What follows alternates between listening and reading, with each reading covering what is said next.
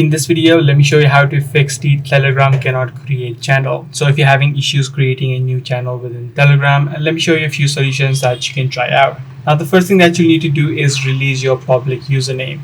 The free Telegram account only can have up to 10 public links. So if your account has already reached the 10 public link ceiling, then in this situation, what you need to do is switch your public account to a private account. So what you can do is head over to one of your accounts, tap on the profile at the top, tap on the channel settings option, and right here you'd be able to see the option called channel type. So if your channel is currently set to public, you need to switch to private and then tap on the tick mark on the top right. By doing this first step alone, you should be able to fix this issue and you should be able to create new channels.